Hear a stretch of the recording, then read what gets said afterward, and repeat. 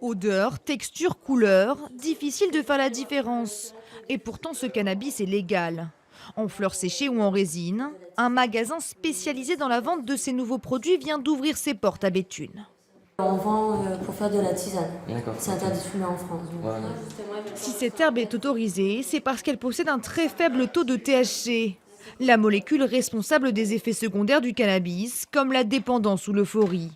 Son taux ne doit pas dépasser les 0,2%, contre 15% en moyenne pour du cannabis illégal. En revanche, il aurait des vertus thérapeutiques et apaisantes. C'est un produit de bien-être. Les gens viennent vers nous parce qu'ils ont entendu parler que ça peut les soulager sur certaines douleurs. Donc pour tout ce qui est maux de dos, migraine, insomnie, c'est vrai que c'est pour tout ce qui est maladie de Crohn aussi, ça peut soulager des personnes. Oui. Les avantages du cannabis, sans les inconvénients, c'est un peu la promesse. Résultat, la vente de ces produits a explosé depuis quelques mois, notamment sur Internet. Et tous vantent les bienfaits du CBD, une molécule présente dans le cannabis et utilisée dans certains pays pour lutter contre la douleur. Mais face au manque de recul scientifique, ce médecin préfère rester prudent.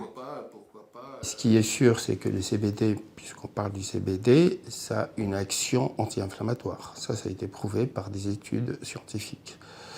Il y a probablement des études qui montrent une efficacité sur certains types de douleurs, mais rien n'est sûr. Rien n'est sûr. Et le dosage exact en CBD ou en THC, on ne le connaît pas. C'est surtout ça qui manque.